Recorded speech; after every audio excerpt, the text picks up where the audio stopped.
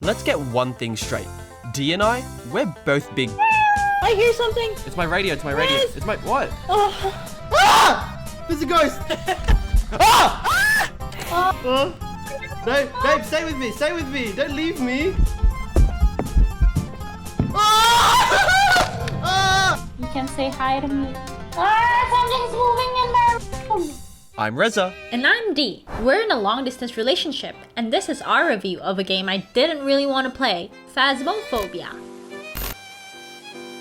Phasmophobia is a 1 to 4 player game that leaves you and your fellow ghost hunters to figure out which of the 12 ghost types is haunting the location. To deduce which ghost you're dealing with, you must gather up to 3 pieces of evidence to identify what ghost it is through the process of elimination. For example, only the Oni can trigger the combination of EMF level 5, ghostwriting, and the spirit box. How old are you, Mark Brown? I'm a. Oh, he replied. He replied. What did he say? He said old. Oh, bro, that's my type. You got a lot of money? Once you identify the ghost, you receive a nice hefty cash reward which can be used to buy better equipment. $20. Oh, yes, we got it, babe. We won. Oh. We got $20. Okay, so let's get one thing straight. Phasmophobia is scary as We haven't even seen a ghost yet. Ah! Sorry. However, in a world where most new films and video games rely on jump scares as a cheap way to scare their audience, Phasmophobia has none of that. Instead, the game relies on atmospheric sounds and visuals that build suspense. Ah! Jesus! The fear of the game comes from not knowing when the ghost will interact with you, or even worse, begin to hunt you down. Can you show yourself? I'm gonna stand in this corner. I want you to show yourself, okay? I'm gonna count down, and when I get to 0, you go, hello, but you don't attack me, okay? 5, 4, 3, 2, 1. Now, one unique feature of Phasmophobia is its in-game voice recognition. In order to get evidence and interact with the ghost, you have to talk and ask questions. If you're lucky, the ghost may respond to you by replying through the spirit box, throwing objects onto the ground, or flickering the lights. Oh! Ooh! Now, the most scary use of this feature is that the ghost can actually figure out where you are if you're speaking a little too much. When a hunt is initiated, you must hide and stay quiet. If you talk, the ghost will figure out where you are hiding and kill you. I can't see anything, Rez. Rez, I think I'm dead. The game also features proximity chat, which means the further you are from someone, the less you can hear them. This can lead to some pretty funny moments, like when I could hear Dee from the next room over trying to chat with the ghost. Dorothy Harris? Do you want to talk to me? How old are you, Dorothy?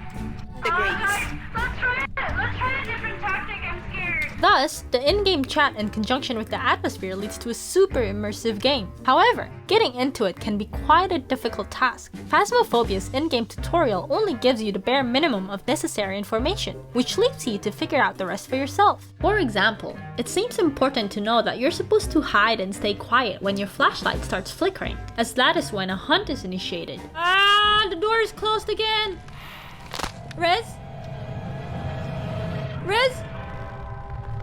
Rez, everything's dark. Now, one annoying thing about playing with someone is the lack of starting equipment. No matter how many players are in your team, you only get enough equipment for one player. You do eventually earn some cash to buy some more gear, but this meant that Rez and I had to run around sharing one flashlight between the two of us, which led to a couple arguments. I wish I had my own torch. I can't see with this stupid I'll be your light. Okay, but you need to be ahead of me then. No, I'll be behind you. That doesn't make sense. Babe, where's your torch? What? Shine it in the spot. Why are you shining on the floor?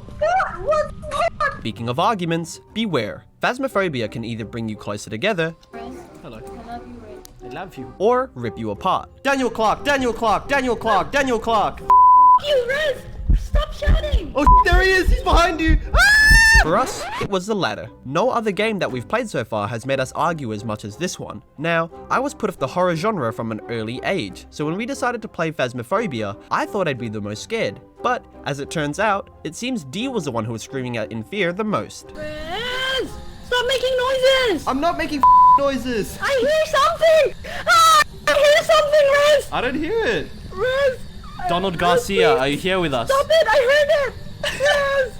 Rez, stop going around the corner! Okay, that's fair. But I've gotten way better since then. As you play more and more of Phasmophobia, your emotions towards the game shift drastically. I like to call these emotions the 4 stages of fear.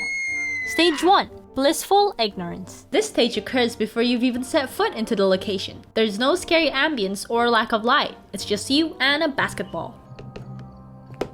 Stage 2.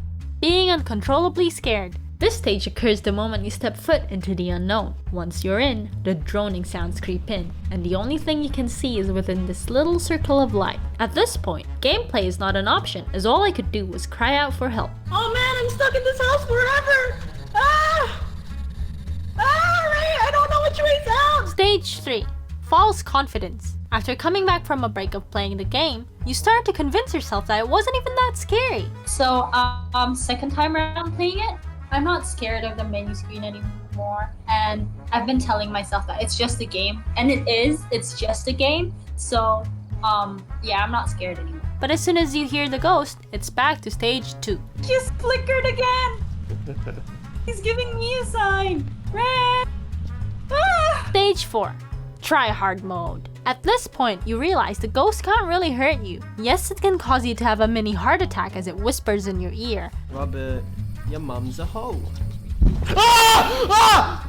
But at this point, you realize it's just a game. Symptoms of this stage include taunting and swearing at the ghost. She got a diploma for a food competition. A diploma of food competition? What a diploma is that? It's worth nothing. Not gonna get a job from that. I don't know. The guaranteed award was a mayor's handshake. Dude, what the That's pathetic, Patricia. You're pathetic, mate. Patricia, you're What's her name? Patricia Smith. She'll never amount to anything. She's got a diploma of food competition. Yeah, she won a food competition and all she won was a stupid handshake. So now, you know what to expect if you're brave enough to play this game. So without further ado, it's time for our final ratings.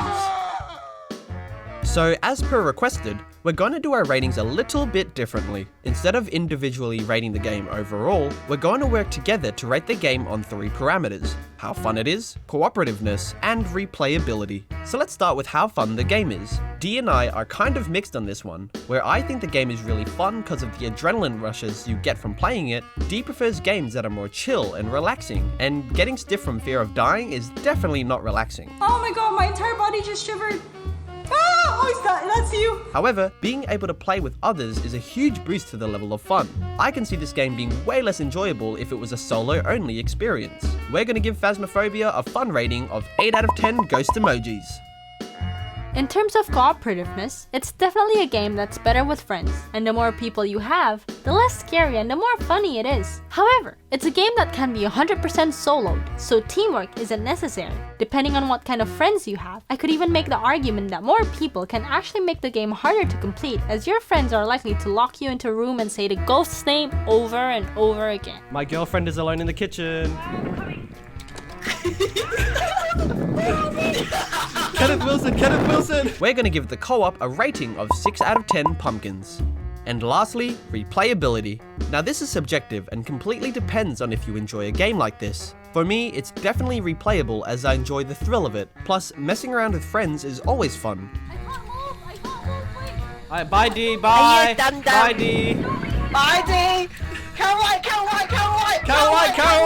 White. However, for Dee, nothing in the game pulls her back in. Playing once or twice was enough for her, as the objective is more or less the same every time. So we're going to give the replayability a rating of 7 out of 10 salt shakers.